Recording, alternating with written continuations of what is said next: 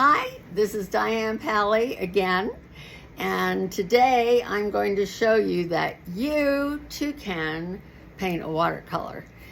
Actually, it's a play on words because we are going to paint a toucan and we're going to learn a lot of different techniques than we've ever used before. So today we're going to use two colors and blend them on the paper. I'm going to teach you two ways to mix black because black does not come in the little set that I use to teach watercolor. And I'm going to show you how to do some negative painting. And we are going to use a salt technique and make an entire forest out of salt technique. So get ready and let's go because I know you too can paint a watercolor. So I wanted to go over the materials one more time to make sure you know what I'm using. And the reason I want to show you this is that you don't need to go out and buy 1,000 colors and tubes of watercolor paint and some trays. Not to begin with.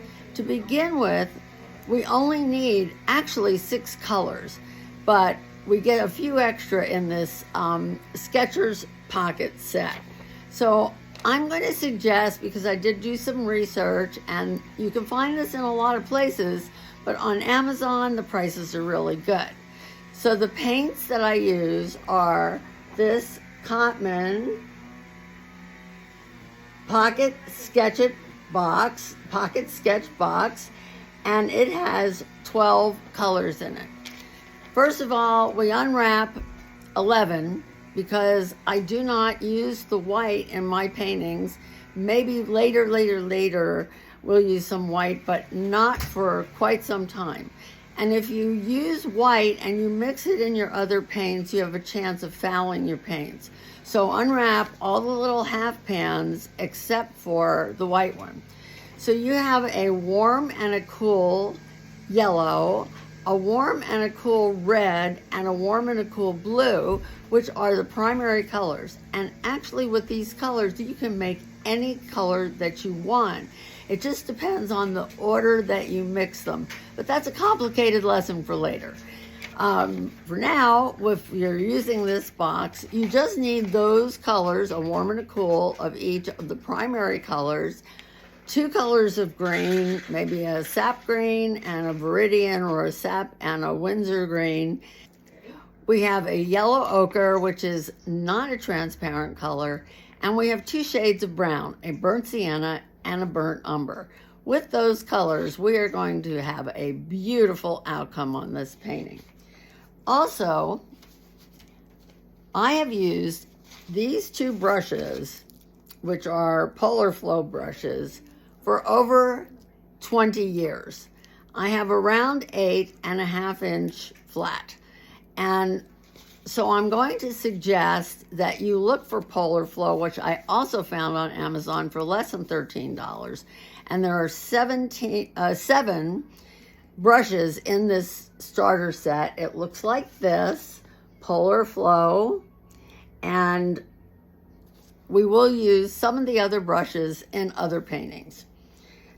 Now, the one thing that's really important is the paper. If the paper's not good, your painting will not come out.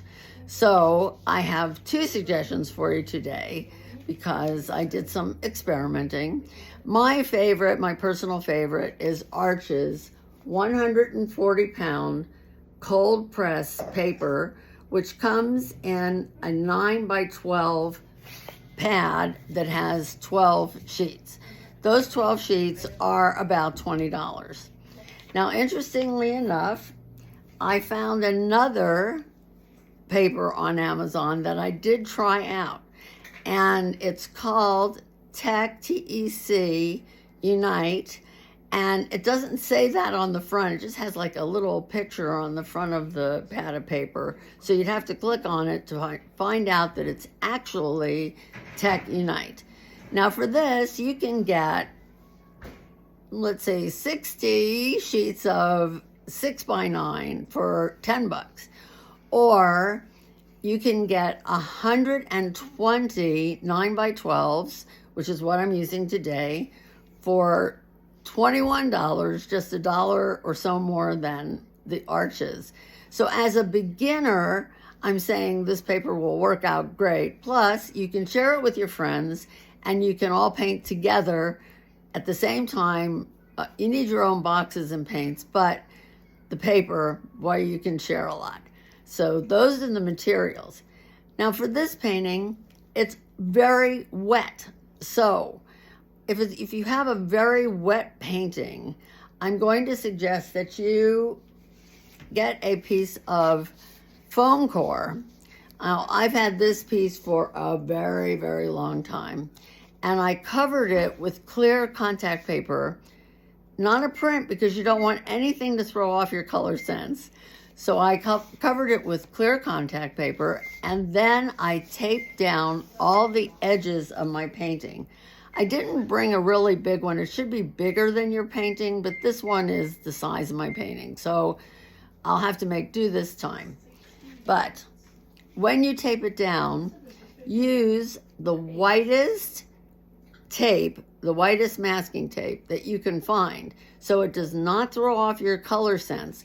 If you use like blue tape, which comes off easily, it won't work for you in the long run. So use the whitest colored tape and tape down all the edges of your painting to the foam core board and put those tight. The reason is that when you get the paper really, really wet, like we're going to do today, it will have a tendency to buckle. And when it's taped down, as it dries, it will flatten back out. So we need that, and we need some salt. Maybe kosher salt, maybe margarita salt, maybe a margarita with margarita salt. Your painting will look better. Anyhow, so it can be table salt, that will work too. And I will explain how to use that as we do it. Okay, get ready to paint because I know you can paint this watercolor and you'll enjoy it. Well, we're all ready to paint. So the first thing we do is take a section of the background and we put plenty and plenty and plenty of water on it. So it is very, very wet. Now you don't want to go too far because it will start to dry too quickly on you. So the next thing is to get really, really bold color and drop it in on the water. So you're not making it all one color, maybe 3 or 4.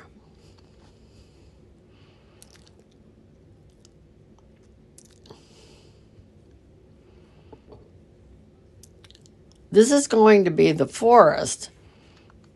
So the sun shines through a little bit and some branches show through a little bit. So you want really strong color, some dark, some light. And you're dropping the color. You see, I'm not painting, kind of just tapping the color on the very, very wet paper there, and then rock and roll just a little bit, just so they touch each other and they mix. And now they're still wet, and sprinkle a little salt. In this case, we are using sea salt. So once you've sprinkled the sea salt on, move on and wet some more area. Now the brush already has blue in it because that was the last color I used, and now my water is blue. I don't think you can see that in here, but that is still not going to bother anything. I'm just getting to the next section, and I'm going to drop some more strong color in. Maybe some different ones.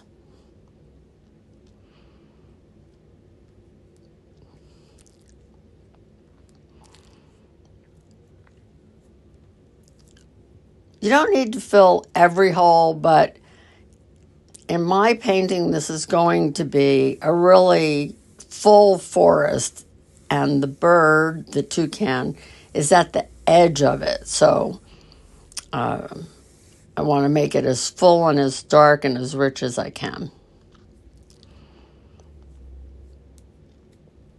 The reason that we're doing the background first is because it is so wet that we have to have time for it to dry. So this area, I thought, oh, I could use a little yellow in that area. So I picked some up. I made the brush thirsty. I picked some up. I dropped some yellow in. Just in that area. Just thought, well, just needs that color there. Sprinkle the salt on the new area. And then keep moving. Because if you stop at any point, you'll get a line where the paint dried. So I take like very few granules and then drop them on. Okay.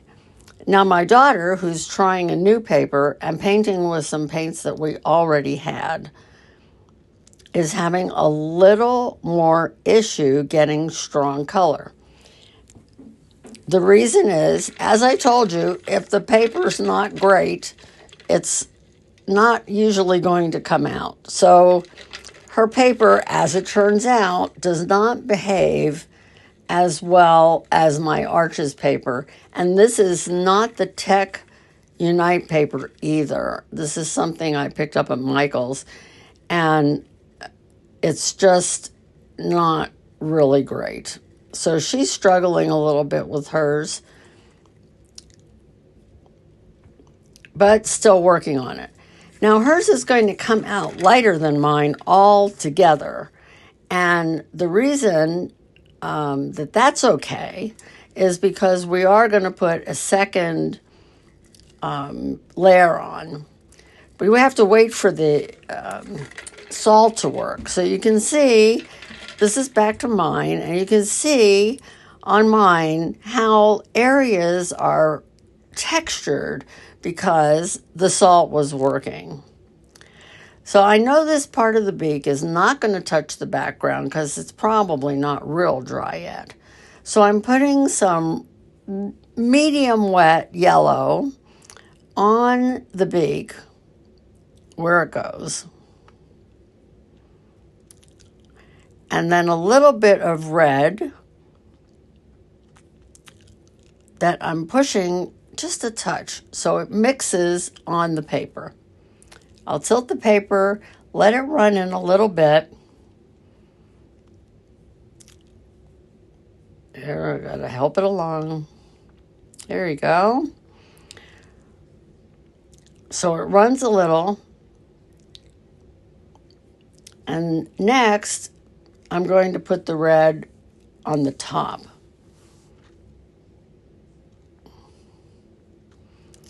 Now this does two things.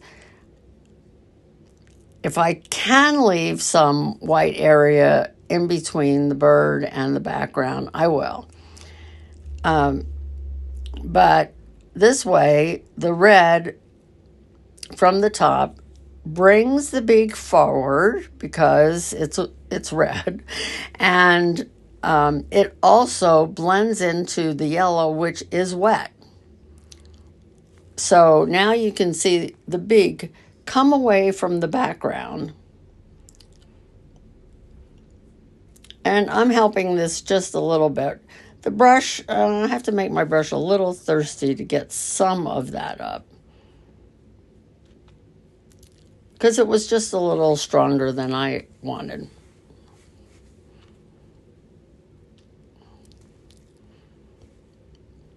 Now I'm going to repeat the same thing for the bottom part of the beak, where the top is red coming down.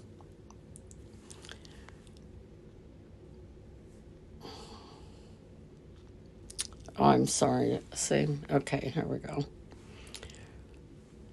So I've got the yellow. It's medium wet, not drippy.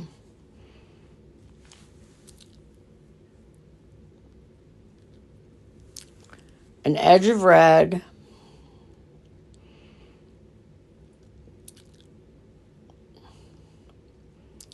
tilt the paper, and let the red run into the yellow.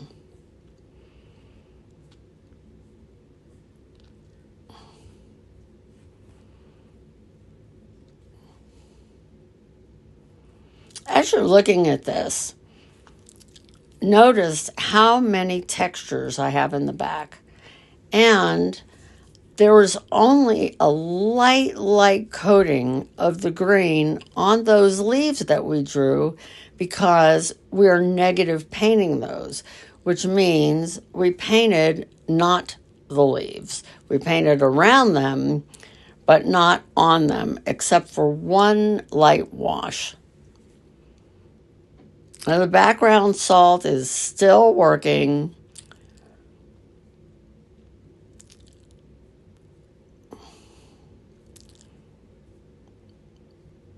So I'm going to go ahead and paint around the eye with the cobalt blue, the lighter blue.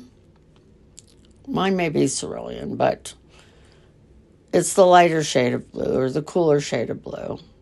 And I'm painting around the eye, leaving plenty of room because I'm going to come back when that's dry with dark black and make the eyeball. So 2 of us are working here. That's why you see so many hands busy at work. Now my paint box is the little paint box that you see in front of you.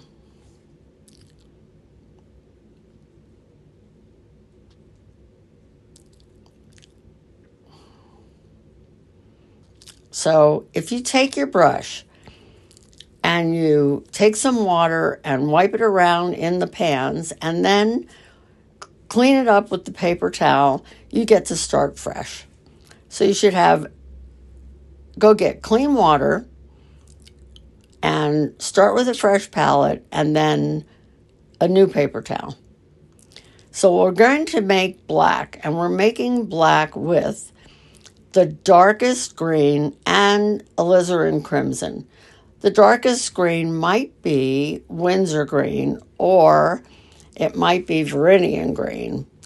And the mixture is, like right now, a little too red, so I'm going to make it a little, put a little green in. Now it's a little too green, so I'll put a little red in. It takes a little bit of time until the black looks black to me. And I'm going to paint the bird's feathers the way they grow. So your strokes go around the white part of the bird and then down over his body. Now you can indicate a little bit that there's a piece of wing in the front and a piece of wing toward the back. It's just an indication. And in this case, this was my first attempt at bringing the black up to the front for the back of the bird's head. I don't think it's quite dark enough.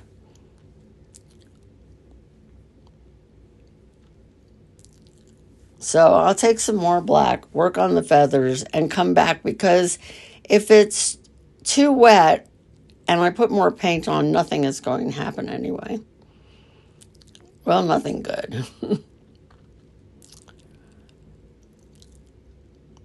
So the darkest green, the darkest red,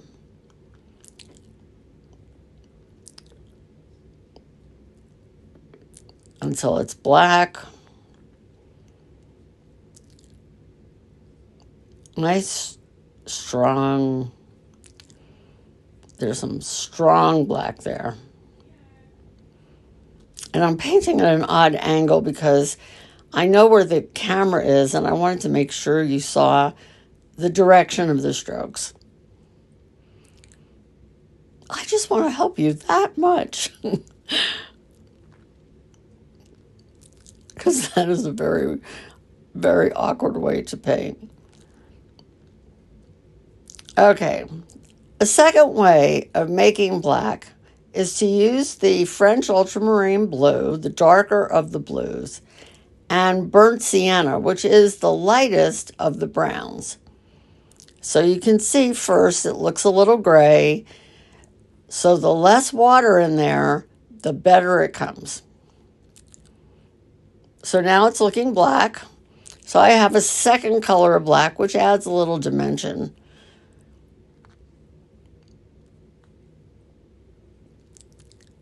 It's still black, but it's not the same color as the first.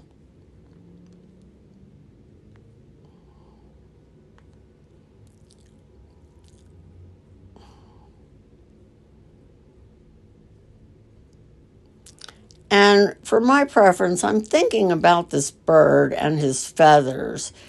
And I don't want to paint the entire bird solid black. Here I go back over the part that I thought was too light because it's drier now.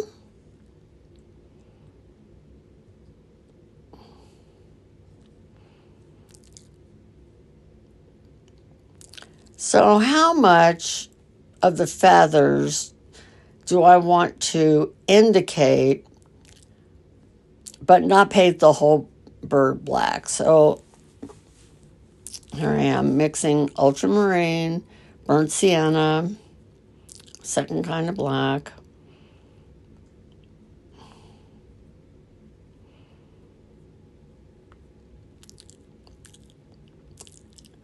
So I'll pull those feathers down, down, down.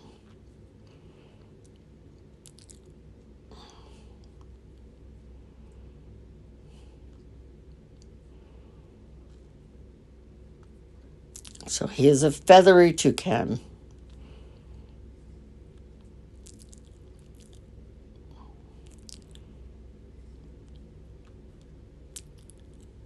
But you see, I'm not going to make him solid. I'm just going to leave his breast part a little lighter so that it gives dimension to the bird. You have a choice. You can paint it all or part of it. It's up to you. So now we go to the paper that's harder to work with or that's close to impossible. And we put some black on that. And it's working. We're going to try and save that one, even though it is a bear to work with.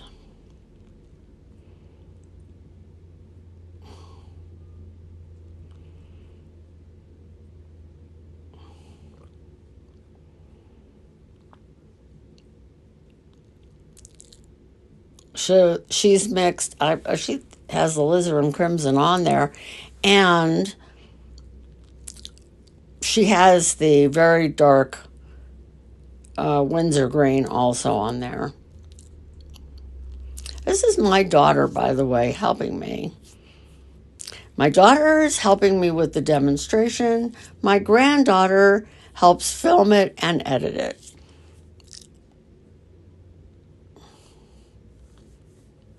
So it's Carly and Ruby to the rescue.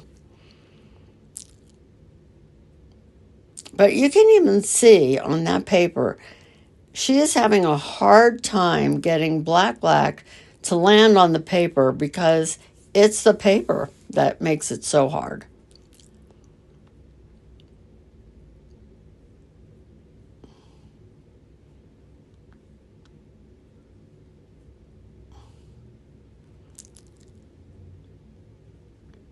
So if you're using something that you found around the house,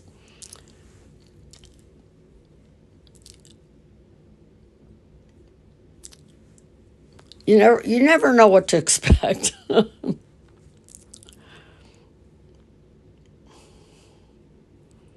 But she's getting that toucan in there.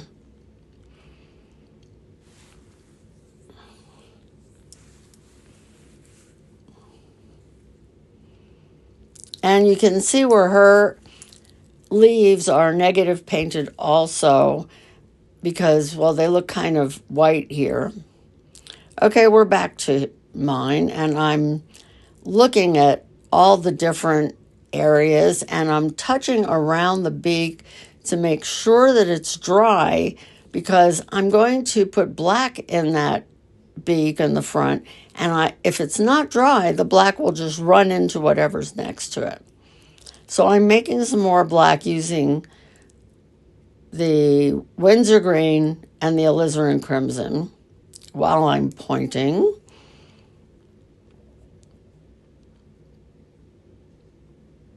And carefully going to color in that black area on the end of the toucan's beak.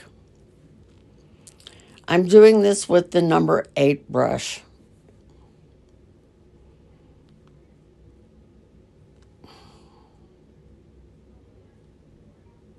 It's the number 8 round.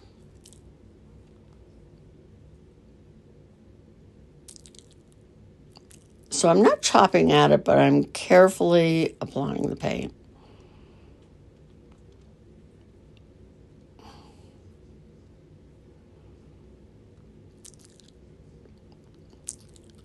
Going to give him a little separation of the top and the bottom beak with a slightly jagged edge above any of the red.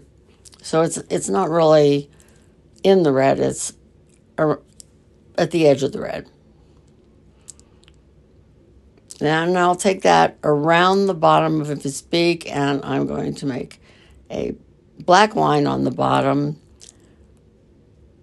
for his bottom beak.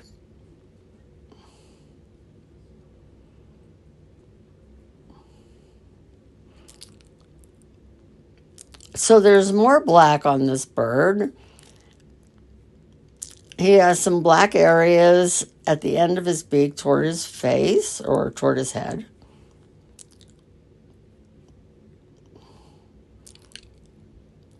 So I'm mixing some more Windsor green, alizarin crimson, and you see very, very little water so that I get a rich black, and it's not runny. If you use too much water, well, not only can't you control it, but it will be gray.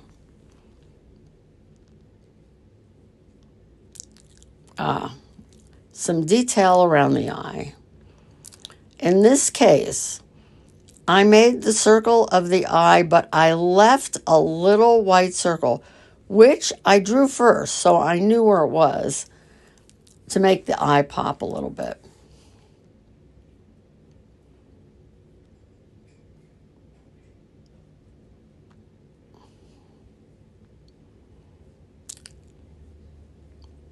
Then the black at the bottom of the beak, or at the base of the beak. These are really beautiful birds.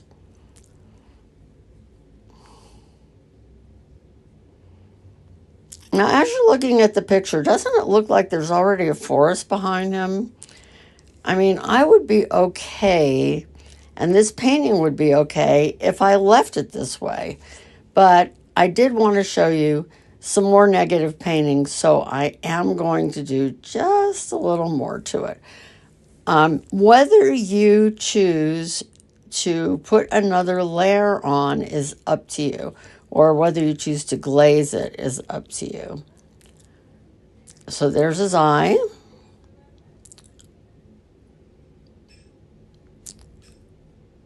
Has a little round part. There's all the salt work. I didn't do any of that. The salt did that. I have the little white circle in his eye. And look at these colors, the way they came out. And the salt made it look really good. Then I've got the little bit of black. Give definition to the beak. And I'm feeling this. Some of it has like a little bit of clumps of salt on it, which I might take off when I'm sure the salt is done working.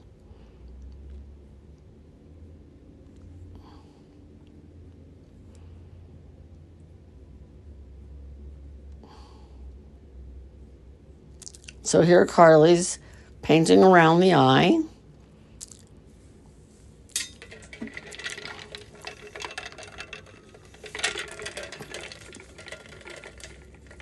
Unfortunately, at this angle, it's hard to see her painting, but she's painting in the little section around the eye. And then she'll come back and paint the eyeball.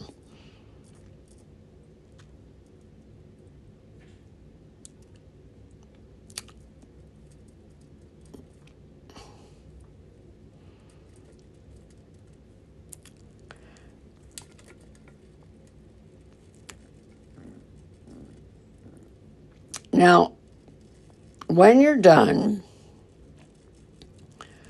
you want to pull the tape off away from the paper so that you don't pick up paint and ruin your whole painting.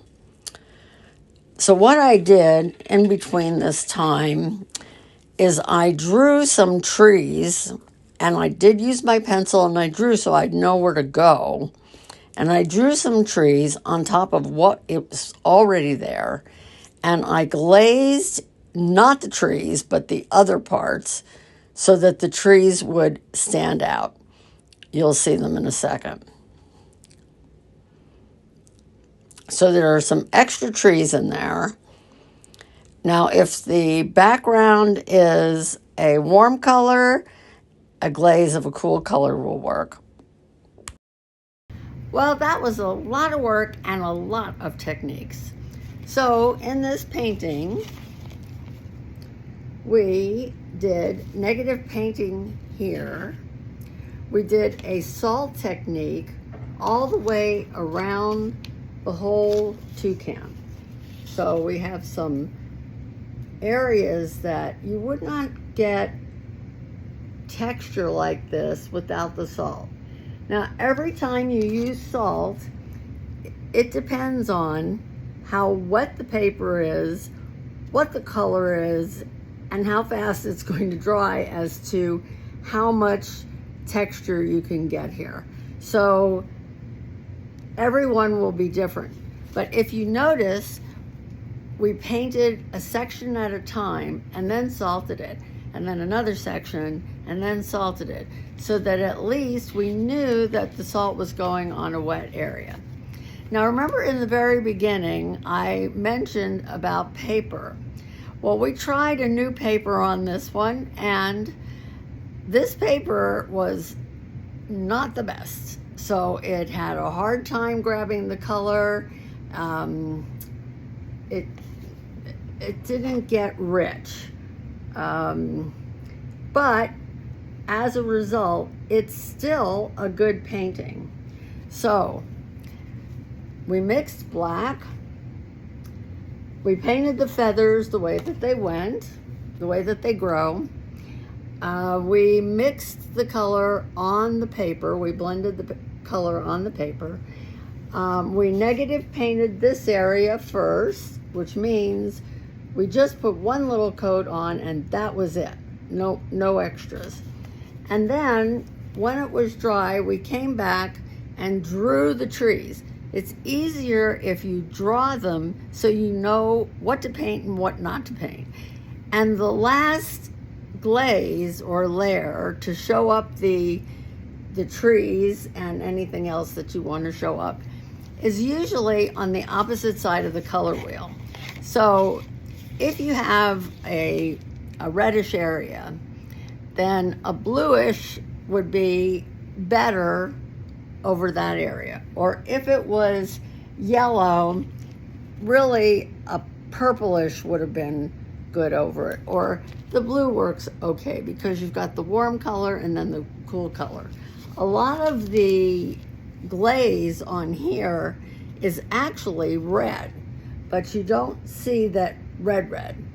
The reason is it's watered down and it's laid on, because if you scrub at it, it will mix with the colors underneath and it'll just turn to mud. And an example of that is this area right here. Okay, this one kind of went on either too wet or too hard, and it mixed with the color underneath and it got a little muddy. But in the overall scheme of things, it didn't bother it. Now, the one other thing that I put on there that I call magic red is I put berries in there so that I could move your eye around the paper. And this is how you control, and I'll show you in other paintings later, but this is how you can kind of control where people look on your painting. So it's like, I made you look over here. I made you look down here. I made you look here. And I made you look on this side of his head instead of just leaving it blank. It still would have been interesting, but the red does move your eye around the paper. So there were a lot of techniques in this painting. I hope yours came out great. If it didn't, put it under the bed because you'll learn how to fix it over time. Try it one more time. Just do it again and have fun, enjoy it. I know you too can paint.